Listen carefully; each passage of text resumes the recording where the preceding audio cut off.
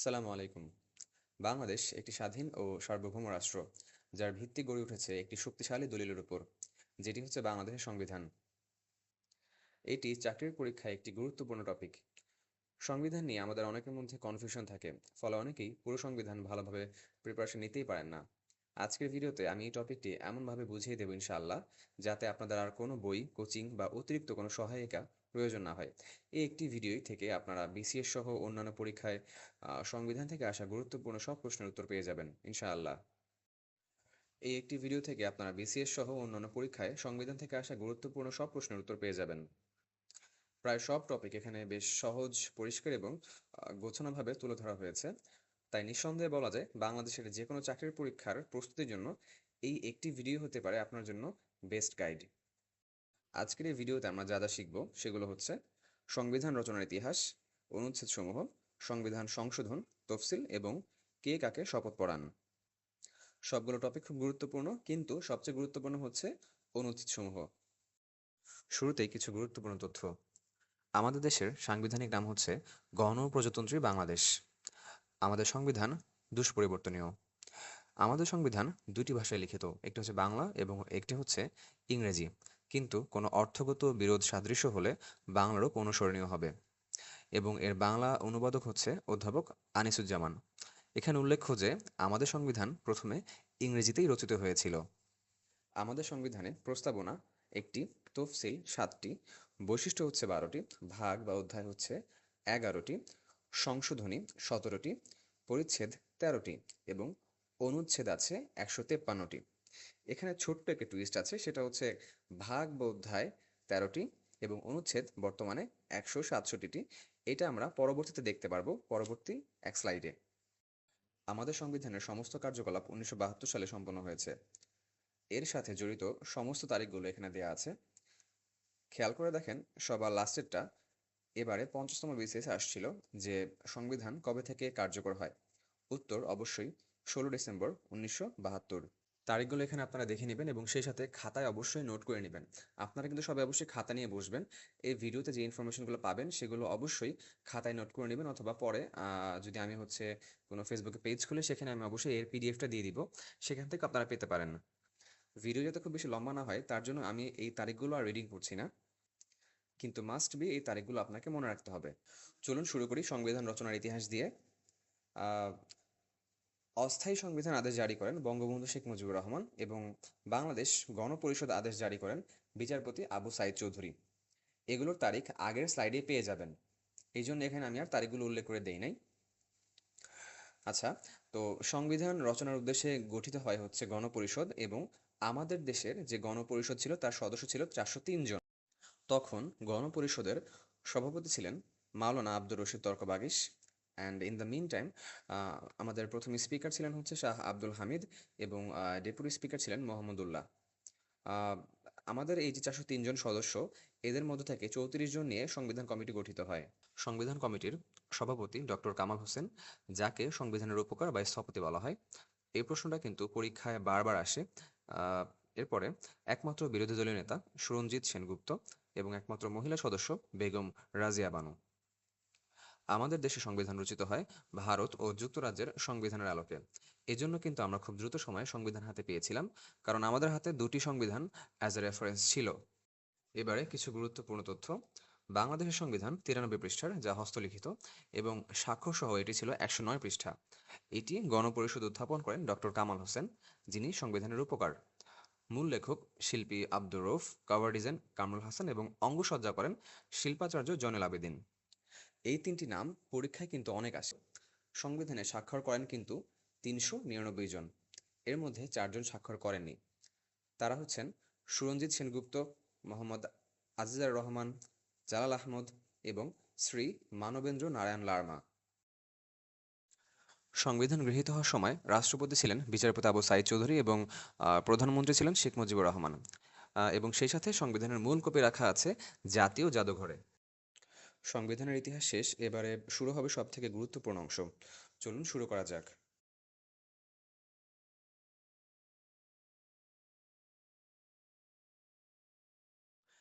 সংবিধানে অধ্যায় রয়েছে মোট 11টি এবং এই স্লাইডে কিন্তু আপনারা কোন অধ্যায়ে কতগুলো অনুচ্ছেদ রয়েছে তার পাশেই দেখতে পাচ্ছেন।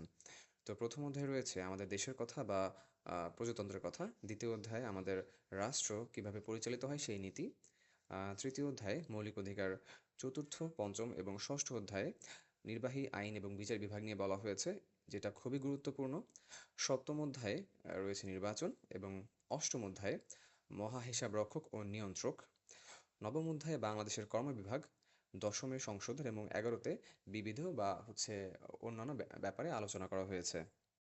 চলুন তাহলে শুরু করি অনুচ্ছেদসমূহ। আচ্ছা, শুরুতে আমাকে একটা কথা বলেন তো, যে আমাদের সংবিধানে মোট অনুচ্ছেদ আসলে কয়টি? উত্তর অবশ্যই 153টি, কিন্তু পরবর্তীতে আরও 14টি অনুচ্ছেদ যোগ করা হয়, তাই বলা যায় মোট অনুচ্ছেদ কিন্তু 167টি। কিন্তু পরীক্ষায় নর্মালি আমাদের বা আপনারা যদি সংবিধান খেয়াল করে দেখেন, দেখবেন যে সংবিধান 153 পর্যন্তই কিন্তু আছে। তো এই যে 14টা অনুচ্ছেদ যোগ করা হয়েছে, এগুলো কিন্তু আলাদা কোনো নাম্বার দিয়ে যোগ করা হয়নি। সাপোজ আমাদের অনুচ্ছেদ 4 রয়েছে, তারপরে কিন্তু 4-এর ক রয়েছে, বা এরকম 7-এর ক, খ এভাবে কিন্তু যোগ করা হয়েছে, যাতে আমাদের সংবিধানের সিরিয়ালটা নষ্ট না হয়। তেমনিভাবে মোট অধ্যায় 11টি, কিন্তু পরে 2টি যোগ হয়, এখন অধ্যায় কিন্তু 13টি। কিন্তু নর্মালি পরীক্ষায় আমাদের বা বিভিন্ন চাকরির পরীক্ষায় কিন্তু আমাদের অপশনে এই 153 এবং 11 এই দুটিই কিন্তু দেখা যায়। আপনারা এখন শুধু জেনে রাখেন, কিন্তু যদি কোনো সময় অপশনে এই দুইটা নাম্বার দেখেন যে 167 এবং অধ্যায়ের ক্ষেত্রে 13, তাহলে এই দুটোই কিন্তু দাগাবেন, কারণ বর্তমানে মোট বলতে কিন্তু এই 167কে বোঝানো হচ্ছে, বাট নর্মালি এটা অপশনে থাকে যে না। কারো সো পরিচয় এত জিজ্ঞাসা করার ক্ষেত্রে আমরা চিন্তা তাকে করার কোনো শুরুতেই তার কারণ নাম নাই। জিজ্ঞাসা করি। চলুন সামনের দিকে সংবিধান আগাই। যেহেতু আমাদের দেশের পরিচয় বহন করে, তাই এর অনুচ্ছেদ 1-এ রয়েছে আমাদের দেশের নাম বা প্রজাতন্ত্র। এরপর রয়েছে আমাদের বাড়ি বা দেশের সীমানা কতটুকু সেটি। এটি কিন্তু অনুচ্ছেদ 2-এ রয়েছে। খেয়াল করে দেখেন, এরপর কিন্তু 3 শুরু হয় নাই। এরপরে রয়েছে 2-এর ক, যেখানে আমাদের রাষ্ট্রধর্ম নিয়ে বলা হয়েছে। 3-এ রয়েছে রাষ্ট্রভাষা। আপনারা শহীদ মিনারের কথা খেয়াল রাখতে পারেন, যে আপনার 3টা দণ্ড, বা হাতের 3 আঙ্গুল, এটাও খেয়াল রাখতে পারেন যে রাষ্ট্রভাষা অনুচ্ছেদ 3-এ রয়েছে। এবং 4-এ কিন্তু রয়েছে জাতীয় সঙ্গীত, পতাকা এবং প্রতীক। এই 3টা নিয়ে একটু ডিটেলস এখন আমরা জানবো।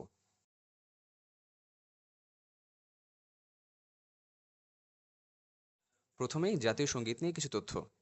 আমার সোনার বাংলার প্রথম 10 চরণ হচ্ছে আমাদের জাতীয় সঙ্গীত। এর রচয়িতা ও সুরকার রবীন্দ্রনাথ ঠাকুর। এটি প্রকাশিত হয় বঙ্গদর্শন পত্রিকায়। কি কিছুটা বাংলা সাহিত্যের মতো মনে হচ্ছে? হ্যাঁ, কিন্তু এই পার্টটা আমাদের এই সংবিধানের জন্য গুরুত্বপূর্ণ। আচ্ছা, তো আমাদের এই যে জাতীয় সঙ্গীত, এটি কোন কাব্যের অন্তর্গত? এটি হচ্ছে গীতবিতানের অন্তর্গত। এটার প্রেক্ষাপট ছিল বঙ্গভঙ্গ আন্দোলনকে নিয়ে।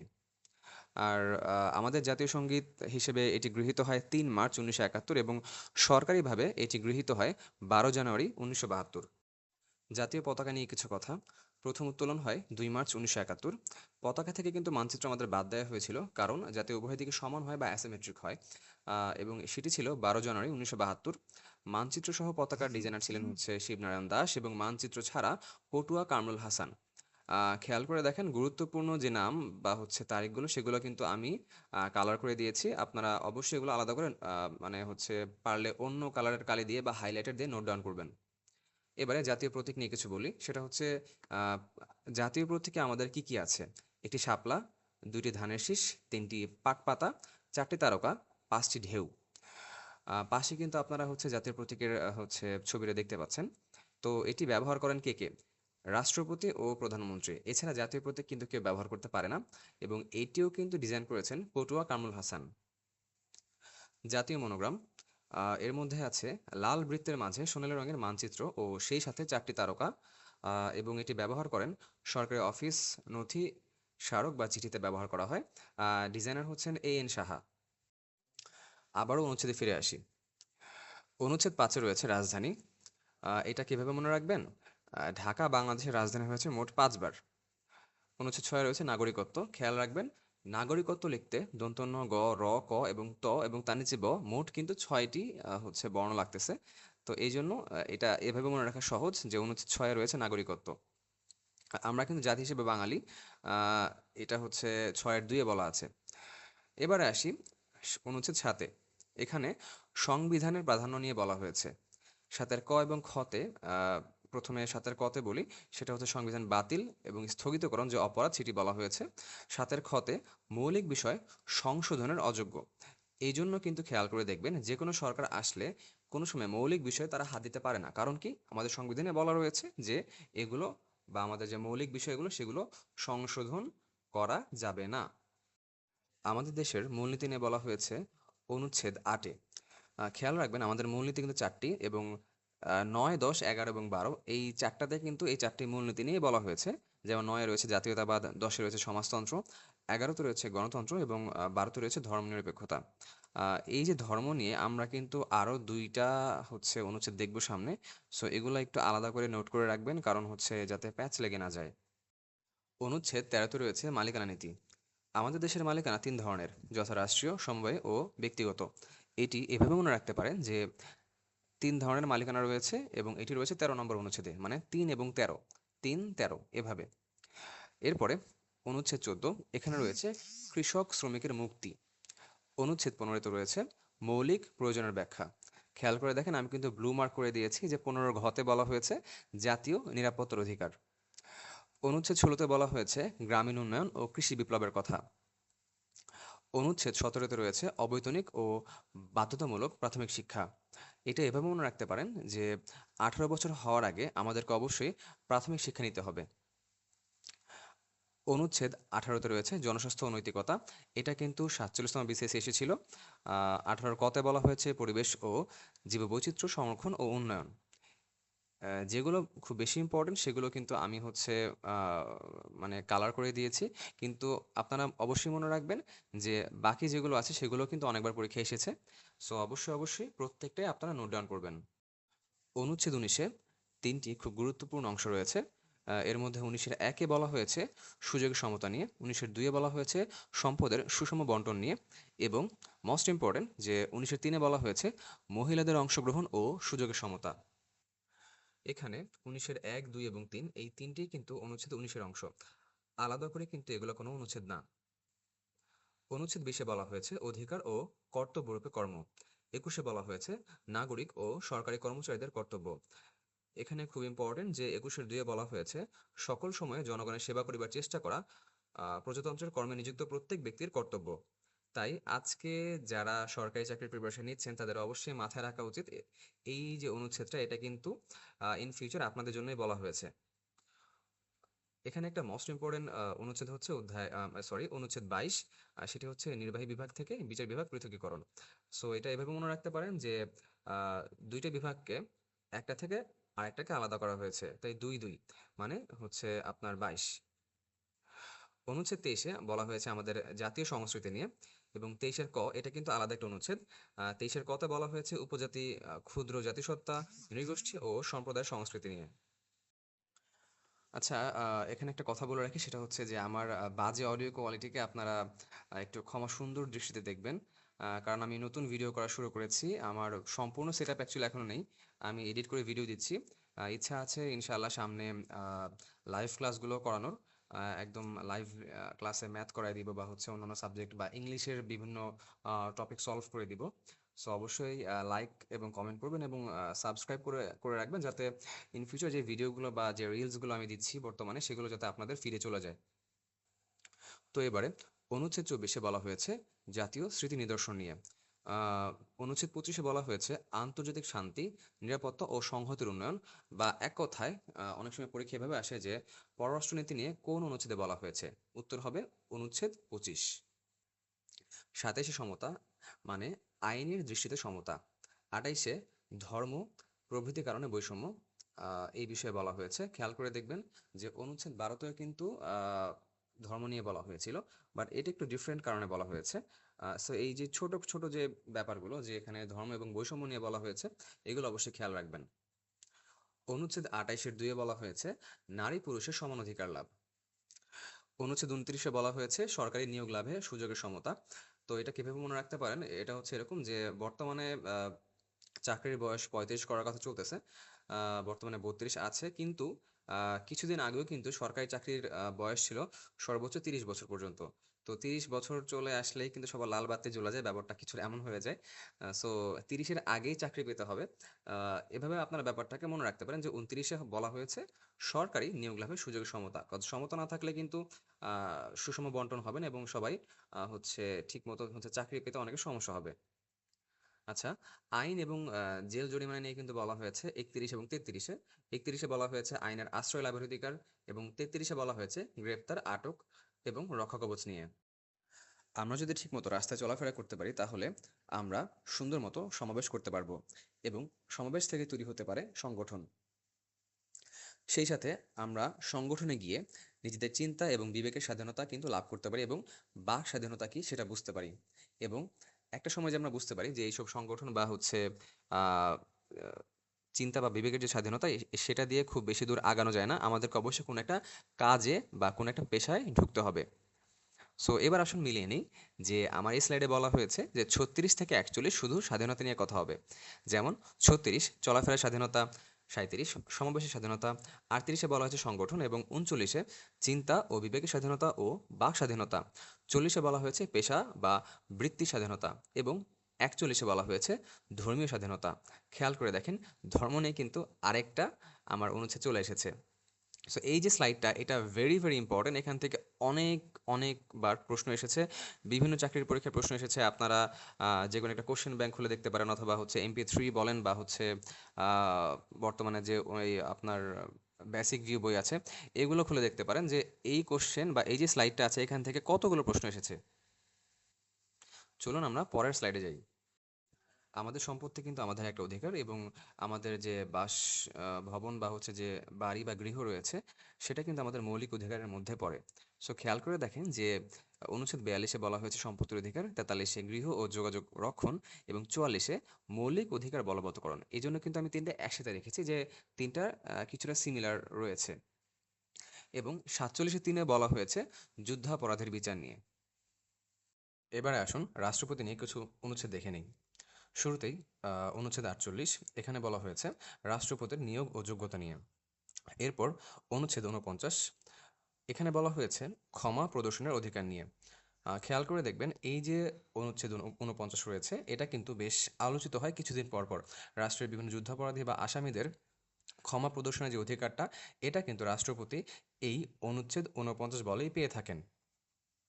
এরপর অনুচ্ছেদ ৫০-এ রাষ্ট্রপতির মেয়াদ এবং ৫১-তে রাষ্ট্রপতির দায়মুক্তি নিয়ে বলা হয়েছে। অনুচ্ছেদ ৫২ কিন্তু বর্তমান সময়ের জন্য বেশ রিলেভেন্ট, কারণ হচ্ছে রাষ্ট্রপতির অভিশংসনটা কিন্তু বর্তমানে জনগণ থেকে শুরু করে অনেক রাজনৈতিক ব্যক্তিবর্গই চেয়ে থাকেন বা কয়েকদিন পর পরে ব্যাপারটা কিন্তু আলোচনায় আসে। ৫৩-তে বলা হয়েছে অসামর্থ্যের কারণে রাষ্ট্রপতির অপসারণ এবং ৫৪-তে বলা হয়েছে অনুপস্থিতি বা প্রভৃতিকালে রাষ্ট্রপতি পদে স্পিকার ক্ষমতাসীন হবেন। আমাদের যে ক্যাবিনেট বা মন্ত্রিসভা রয়েছে এটা নিয়ে বলা হয়েছে অনুচ্ছেদ ৫৫-তে এবং আমাদের যে মন্ত্রীগণ রয়েছেন সেটা নিয়ে বলা হয়েছে অনুচ্ছেদ ৫৬-তে। এবারে আসি ৫৭ এবং ৫৮। এই দুটো একসাথে লেখার কারণ কি? কারণ হচ্ছে এখানে আমাদের যে প্রাইম মিনিস্টার তার পদের মেয়াদ এবং ৫৮-তে অন্যান্য যে মিনিস্টার রয়েছেন তাদের পদের মেয়াদের কথা উল্লেখ রয়েছে। এবং সবশেষে অনুচ্ছেদ ৫৯, এটা one of the most important একটা অনুচ্ছেদ, কারণ এখানে আমাদের স্থানীয় শাসন নিয়ে হচ্ছে আলোকপাত করা হয়েছে। আচ্ছা, এবারে বলুন তো বাংলাদেশ যদি কোনো সময় কারোর সাথে যুদ্ধ করতে চায় বা কোনো দেশের সাথে যুদ্ধে জড়াতে চায় তাহলে আমাদের সেই প্রসিডিউরটা কি? প্রসিডিউর হচ্ছে সংবিধানের অনুচ্ছেদ ৬৩ অনুযায়ী রাষ্ট্রপতি সংসদের অনুমোদন নিয়ে যুদ্ধ ঘোষণা করতে পারেন। কিন্তু এখানে মোস্ট ইম্পর্টেন্ট পয়েন্ট হচ্ছে সেটা যে তাকে অবশ্যই সংসদের অনুমতি নিতে হবে। যদিও সে রাষ্ট্রপতি, বাট সে চাইলেই যুদ্ধ ঘোষণা করতে পারবে না। অনুচ্ছেদ ৬৪-তে কিন্তু অ্যাটর্নি জেনারেল নিয়ে বলা হয়েছে এবং অবশ্যই মনে রাখবেন যে অ্যাটর্নি জেনারেল হচ্ছেন রাষ্ট্রের প্রধান অ্যাডভোকেট। ৬৬-তে রয়েছে সংসদ প্রতিষ্ঠা এবং সংসদ সদস্যদের যোগ্যতা এবং অযোগ্যতা রয়েছে অনুচ্ছেদ ৬৭-তে। আপনারা চাইলে গুগলে সার্চ করে হোক বা সংবিধান থেকে হোক এই অনুচ্ছেদ ৬৭-তে কী কী বলা হয়েছে বা ৬৬-তে কী কী বলা হয়েছে বা এই যোগ্যতা অযোগ্যতা এগুলো ডিটেলসে পড়ে নিতে পারেন। বাট এগুলো আসলে খুব বেশি গুরুত্বপূর্ণ না, এই জন্য আমি শুধুমাত্র এই অনুচ্ছেদে কী বলা হয়েছে সেটাই সংক্ষিপ্ত আকারে বলে দিয়েছি। অনুচ্ছেদ ৭০-এ বলা হয়েছে ফ্লোর ক্রসিং নিয়ে। আচ্ছা, আমাকে আপনারা কমেন্ট করে জানাবেন যে ফ্লোর ক্রসিং আসলে কি? বা এই ব্যাপারে যদি কারো হচ্ছে বিস্তারিত ভিডিও লাগে আমাকে অবশ্যই কমেন্ট করে জানাবেন, আমি এই ব্যাপারে ভিডিও হচ্ছে বানাবো সামনে ইনশাআল্লাহ। আর এখানে একটা ইম্পর্টেন্ট ইনফরমেশন হচ্ছে দেওয়া আছে এখানে, যে হর্স ট্রেডিংয়ের যে কালচার সেটা প্রতিহত করা যায় ফ্লোর ক্রসিংয়ের মাধ্যমে। এই লাইনটার মানে আসলে কি, কেউ যদি বুঝে থাকেন অবশ্যই অবশ্যই কমেন্ট করে জানাবেন। অনুচ্ছেদ 72-এ রয়েছে সংসদ অধিবেশন। এটা মনে রাখতে পারেন এভাবে, যে আমাদের দেশের যে প্রথম সংসদ অধিবেশন সেটা 1972 সালেই কিন্তু বসেছিল। সো এইভাবে শর্টকাটে আপনারা মনে রাখতে পারেন। এবং অবশ্যই একটা ইম্পর্টেন্ট তথ্য এখানে, যে একটি অধিবেশনের সাথে পরবর্তী যে অধিবেশন তার মধ্যে সর্বোচ্চ 2 মাস বা 60 দিনের একটা বিরতি দেয়া যেতে পারে। এর বেশি যদি হয় তাহলে কিন্তু সংসদ ভেঙে যেতে পারে। এইজন্য খেয়াল করে দেখবেন যে জাতীয় সংসদ সবসময় উইদিন 2 মান্থস হচ্ছেই, মানে কন্টিনিউয়াসলি চলতেই থাকবে। এবং সংসদ সদস্যদের হচ্ছে সম্ভবত 90 দিন। আমি এই ব্যাপারটা এখানে শিওর না, এটা আপনারা একটু সার্চ দিয়ে দেখতে পারেন। বাট মোস্ট পসিবলি তাদের জন্য 90 দিন আর কি, যে অ্যাটলিস্ট 90 দিন এর মধ্যে একবার তাদেরকে হাজিরা দিতেই হবে। রিসেন্ট টাইমে কিন্তু আমাদের ইলেকশন হয়ে গেল, তাই এই যে অনুচ্ছেদগুলো রয়েছে এগুলো কিন্তু বেশ ইম্পর্ট্যান্ট। অনুচ্ছেদ 77-এ আছে ন্যায়পাল।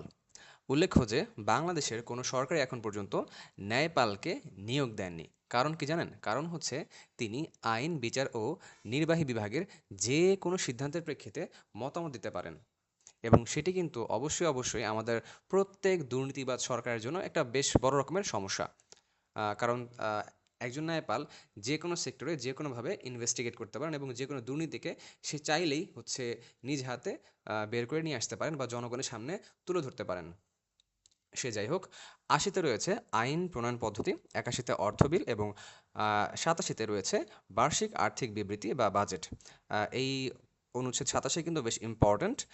কারণ হচ্ছে বর্তমানে এপ্রিল মাস চলতেছে, সামনেই কিন্তু জুন জুলাইতে বাজেট হচ্ছে উত্থাপন করা হবে। তখন দেখবেন যে অনেকগুলো চাকরির পরীক্ষাতে হয়তোবা এই অনুচ্ছেদ চলে আসতেও পারে, এবং অতীতেও কিন্তু এসেছে। আমরা পরবর্তী স্লাইডে যাই। অনুচ্ছেদ 93-তে রয়েছে অধ্যাদেশ প্রণয়ন। এবার একটা কথা বলেন তো, যে আইন ও অধ্যাদেশের মধ্যে পার্থক্য কি? আমরা কিন্তু অনেকেই এই জিনিসটা জানি না। সেটা হচ্ছে আমি এখানে ক্লিয়ার করে দিয়েছি, যে আইন হচ্ছে সংসদে পাস হয় এবং অধ্যাদেশ রাষ্ট্রপতি দেন দেশের জরুরি অবস্থার মধ্যে। আশা করি এই ২টা ব্যাপার আপনাদের আর প্যাচ লাগবে না ইনশাআল্লাহ।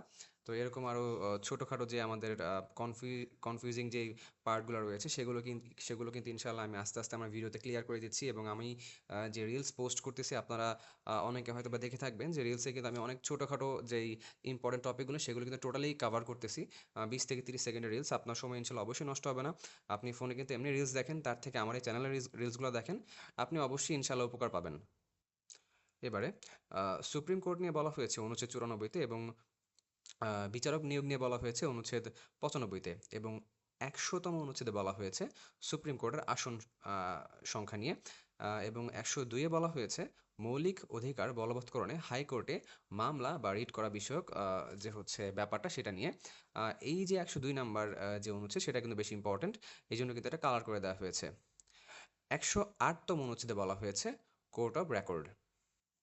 মাঝখানে কিন্তু বেশ কয়েকটি অনুচ্ছেদ বাদ দেওয়া হয়েছে, কারণ সেগুলো খুব একটা গুরুত্বপূর্ণ না। আপনারা খেয়াল করে দেখবেন যে অনুচ্ছেদে আমি যেগুলো দিয়েছি এখানে সবকটা কিন্তু হচ্ছে আপনাকে, মানে সবকটা যদি আপনি শেষ করতে পারেন ইনশাল্লাহ আপনাকে কিন্তু আর এক্সট্রা করে বাকি কিছু পড়তে হবে না। অনেকেই সম্পূর্ণ সংবিধান পড়ে ফেলেন, আসলে এটা একটা সময় নষ্ট আমার কাছে মনে হয়, যে এটার খুব খুব একটা দরকার নেই। আপনি আমার এই ভিডিওতে যা আছে শুধু এটুকু পড়লে ইনশাআল্লাহ সংবিধান থেকে আপনি শতভাগ অ্যান্সার করতে পারবেন। এবং আপনার মোটামুটি মোট পড়ার, মানে সংবিধান থেকে পড়ার হচ্ছে প্রায় 90 থেকে 95% আর ইনশাল্লাহ কাভার করে ফেলবে। আমাদের স্লাইড কিন্তু খুব বেশি বাকি নেই অনুচ্ছেদ নিয়ে, এটা সহ আরও একটা আছে, মানে মোট 2টা আছে। তো দেখুন, অনুচ্ছেদ ১১৭-তে বলা হয়েছে প্রশাসনিক ট্রাইব্যুনাল নিয়ে। এবং ১১৮ থেকে ১২৩ পর্যন্ত কিন্তু মানে ইলেকশন বা এই সম্পর্কিত ব্যাপারগুলো নিয়ে বলা হয়েছে। যেমন ১১৮-তে হচ্ছে নির্বাচন কমিশন প্রতিষ্ঠা, এবং ১২২-এ কিন্তু বলা হয়েছে যে আমাদের যে ভোটারের যে যোগ্যতা বা আমাদের ভোট দেওয়ার যোগ্যতা বা হচ্ছে একটা ভোটারের কী হচ্ছে ক্রাইটেরিয়া থাকে সেগুলো কিন্তু ১২২-এ ব্যাখ্যা করা হয়েছে। তো এই দুটো একটু বেশি ইম্পর্টেন্ট, তাই এই দুটো আমি কালার করে দিয়েছি, বাকিগুলো আপনারা পড়ে নেবেন। ১২৭-এ বলা হয়েছে মহা হিসাব নিরীক্ষক সম্পর্কে, এটা ইম্পর্টেন্ট। এবং হচ্ছে ১৩৭-এ বলা হয়েছে সরকারি কর্ম কমিশন সম্পর্কে, মানে আমাদের পিএসসি নিয়ে বলা হয়েছে ১৩৭-এ। এটা কিন্তু পরীক্ষা আগেও এসেছে, এবং এটা বেশ একটা ফেভারিট একটা হচ্ছে আমাদের কোশ্চেন, যে অনুচ্ছেদ ৩৭-এ কী নিয়ে বলা হয়েছে। যাই হোক, ১৪১-এর কতে বলা হয়েছে জরুরি অবস্থা নিয়ে, এবং ১৪১-এর গতে বলা হয়েছে জরুরি অবস্থায় আমাদের যে মৌলিক অধিকার স্থগিত থাকবে সেই ব্যাপারটি নিয়ে। আমাদের দেশের বিগত প্রায় সব সরকার কিন্তু সংবিধানে হাত দিয়েছে এবং তারা হচ্ছে বিভিন্ন দরকারে বা হচ্ছে নিজেদের স্বার্থ হাসিলের জন্য কিন্তু সংবিধানকে সংশোধন করার চেষ্টা করেছে এবং এই ব্যাপারটি বলা হয়েছে 142তম অনুচ্ছেদে। 143 রয়েছে আমাদের দেশের যে সম্পত্তি সেই বিষয়ে এবং 145 রয়েছে চুক্তি ও দলিল এবং মোস্ট ইম্পর্টেন্ট হচ্ছে এখানে 145-এর ক এখানে আন্তর্জাতিক চুক্তি নিয়ে আলোকপাত করা হয়েছে। এই অনুচ্ছেদটা কিন্তু প্রায় পরীক্ষায় এসে থাকে কারণ হচ্ছে সারা বছরই কিন্তু আমাদের দেশের সাথে অন্যান্য দেশের বা বিশ্বের বিভিন্ন গুরুত্বপূর্ণ দেশের মধ্যে বিভিন্ন চুক্তি সম্পাদিত হতেই থাকে। অনুচ্ছেদ 146-এ বলা হয়েছে বাংলাদেশের নামে মামলা। 151-তে বলা হয়েছে রহিতকরণ এবং 152-তে বলা হয়েছে আইনের ব্যাখ্যা। আমাদের অনুচ্ছেদ কিন্তু এই পর্যন্তই শেষ। যেই কয়টা হচ্ছে অনুচ্ছেদ দিয়েছি, অনেকের কাছে বেশি মনে হতে পারেন যে এত কেন? আসলে আল্টিমেটলি এগুলা হচ্ছে শর্টকাটে হচ্ছে আ বেশ কি বলবো প্রিসাইজ করে দেওয়া হয়েছে। এবং হচ্ছে আ যদি সাপোজ আপনি পরীক্ষার আ হচ্ছে ১ ঘন্টা আগে একবার চোখ বুলাতে চাচ্ছেন, তাহলে কিন্তু এই যে কালার যেগুলা করা হয়েছে না? শুধু সেগুলা একবার চোখ বুলায় গেলেই কিন্তু হচ্ছে আপনার আ মানে হচ্ছে হয়ে যাবে ইনশাআল্লাহ। বা মোস্ট ইম্পোর্টেন্ট পার্টগুলা কিন্তু আপনি একবার চোখ বুলায় যাইতে পারবেন। এজন্যই কিন্তু আমার কালার করে দেওয়া। বাট হচ্ছে যদি সময় থাকে আপনারা আমি বলব হচ্ছে এই যে টোটাল আমার যে ক্লাসটা আছে এটা কিন্তু খাতায় তুলে ফেলবেন এবং হচ্ছে ইনশাআল্লাহ ছোট, ছোট করে নোট করে রাখবেন। দেখবেন যে আপনার সর্বোচ্চ হচ্ছে আ ৪ থেকে ৫ পেজের মধ্যে ইনশাআল্লাহ হয়ে যাবে এবং এটা কিন্তু বেশ প্রিসাইজ একটা নোট হবে ইনশাআল্লাহ। আ সো আশা করি আপনাদের কাজে লাগবে। একটু আগে যে কথাটা বলছিলাম যে আমাদের সংবিধান মোট সংশোধন হয়েছে ১৭ বার। তো ইম্পোর্টেন্ট যেই সংশোধনীগুলো সেগুলো এখানে আমি লিখে দিয়েছি। আপনারা ইনশাআল্লাহ এই স্লাইডটা পড়লেই হবে। তবে এর মধ্যেও গুরুত্বপূর্ণ হচ্ছে যেমন ৮ নাম্বারটা খেয়াল করে দেখেন যে রাষ্ট্রধর্ম হিসেবে ইসলাম, ডাক্কা এর পরিবর্তে ঢাকা, বেঙ্গলি এর পরিবর্তে বাংলা। এই ব্যাপারগুলো কিন্তু তখন এড করা হয়েছিল এবং এছাড়া বর্তমানে ১২, ১৩ এবং হচ্ছে ১৫ এই ৩ টা কিন্তু বর্তমান প্রেক্ষাপটে বেশ গুরুত্বপূর্ণ। আপনারা সবাই আশা করি বুঝেছেন যে আমি কোন প্রেক্ষাপটে বলেছি। আমি এটা হচ্ছে আপনাদের আর পড়ায় শোনাচ্ছি না। আপনারা একটু এটা দেখে নিবেন এবং খাতায় অবশ্যই নোট করে নিবেন। এখানে কিন্তু আমি বেশ প্রিসাইজ করে দিয়েছি। আপনারা কিন্তু সবসময় এরকম পাবেন না। সো আশা করি আপনারা এই ভিডিওটা সবার সাথে অবশ্যই শেয়ার করবেন। এবং লাইক এবং কমেন্ট করে হচ্ছে অবশ্যই হচ্ছে আমার পাশে থাকবেন। আমাদের সংবিধানের তফসিল হচ্ছে মোট ৭টি। এই ৭টি আমি হচ্ছে এখানে দিয়ে দিয়েছি। আপনারা একটু রিডিং দিয়ে নিবেন এগুলা। আমি হচ্ছে এগুলা আ পড়ায় হচ্ছে আর ভিডিওর টাইমটা বাড়াচ্ছি না। আ তো হচ্ছে এই ৭টাই বেশি ইম্পোর্টেন্ট। এখান থেকে কিন্তু প্রায় পরীক্ষায় কোয়েশ্চেন চলে আসে। আমরা সামনের দিকে আগাই। আচ্ছা, এবারে আসি হচ্ছে কে কাকে শপথ পড়ান সেটি নিয়ে। এটি কিন্তু প্রায় আমাদের বিভিন্ন পরীক্ষায় চলে আসে এবং আমরা অনেকেই এটা ভুল করে থাকি। আমি এখানে একদম প্রিসাইজ করে আলাদা করে হচ্ছে আ মানে আ মানে ব্যাখ্যা করেছি এবং হচ্ছে তুলে দিয়েছি এখানে প্রত্যেকটা পার্ট যে কে কাকে শপথ পড়াচ্ছেন, হচ্ছে কার কোন পর্যন্ত হচ্ছে পাওয়ার আছে বা কতটুকু সে হচ্ছে যেতে পারবেন সেই সম্পর্কে। এবং এই পার্টটা নিয়ে কিন্তু অলরেডি আমার একটা হচ্ছে রিলস অলরেডি আপনারা দেখবেন আমার চ্যানেলে গেলে দেখবেন যে হচ্ছে কে কাকে শপথ পড়াচ্ছেন সেগুলোও কিন্তু সেখানে দেওয়া আছে। আপনারা সেগুলো চাইলে ভিউ করতে পারেন। আচ্ছা তো যাই হোক নরমালি হচ্ছে রাষ্ট্রপতি শপথ পড়ান আইন, শাসন এবং বিচার বিভাগের যে প্রধান তাদেরকে। যেমন মন্ত্রিপরিষদ বা শাসন বিভাগের মধ্যে থেকে প্রধানমন্ত্রী, আমাদের যে মিনিস্টার রয়েছেন তাদেরকে এবং উপমন্ত্রী বা প্রতিমন্ত্রী এদেরকে শপথ পড়িয়ে থাকেন এবং আইন বিভাগের স্পিকার ও ডেপুটি স্পিকার দুজনকে কিন্তু হচ্ছে রাষ্ট্রপতি শপথ পড়ান এবং বিচার বিভাগের ক্ষেত্রে প্রধান বিচারপতিকে তিনি শপথ পড়িয়ে থাকেন। আমাদের প্রধানমন্ত্রী শপথ পড়ান সিটি কর্পোরেশনের মেয়র ও জেলা পরিষদের চেয়ারম্যানকে। স্পিকার শপথ পড়ান রাষ্ট্রপতি ও সংসদ সদস্যদের। এবং সবশেষে প্রধান বিচারপতি শপথ পড়ান হচ্ছে সুপ্রিম কোর্টের কোনো বিভাগের কোনো বিচারককে, নির্বাচন কমিশনারকে, মহাহিসাবরক্ষক ও নিয়ন্ত্রককে এবং পিএসসি বা সরকারি কর্ম কমিশনের যে সদস্যদের তাদেরকে। সংবিধান নিয়ে আমাদের যে ভিডিওটা এটা কিন্তু এখানেই শেষ। এই যে আপনারা বেশ কয়েক মিনিট ধরে ভিডিওটা দেখছেন, আপনাদের কিন্তু আশা করি সংবিধানের সবকিছুই ক্লিয়ার হয়ে গিয়েছে এবং আমি কিন্তু বেশ কয়েকটা রিসোর্স থেকে হচ্ছে টোটাল ভিডিওটা বানিয়েছি এবং চেষ্টা করেছি একদম 100% একদম নির্ভুল তথ্য দিয়ে আপনাদের সাহায্য করার জন্য এবং আশা রাখছি যে এই ভিডিওটা আপনাদের ভালো লেগেছে। সবশেষে কিন্তু বলা যায় যে বাংলাদেশের সংবিধান শুধু একটি আইন নয়, এটি আমাদের রাষ্ট্রের ভিত্তি, আমাদের অধিকার ও দায়িত্বের দিক নির্দেশনা। যারা বিসিএস, ব্যাংক, জব বা অন্যান্য সরকারি চাকরির প্রস্তুতি নিচ্ছেন তাদের জন্য এই ভিডিওটি হতে পারে একটি সম্পূর্ণ ও কার্যকর রিভিশন গাইড। ভিডিওটি ভালো লাগলে লাইক, কমেন্ট এবং শেয়ার করতে ভুলবেন না আর এমন আরও গুরুত্বপূর্ণ কন্টেন্ট পেতে চ্যানেলটি সাবস্ক্রাইব করুন। ধন্যবাদ সবাইকে।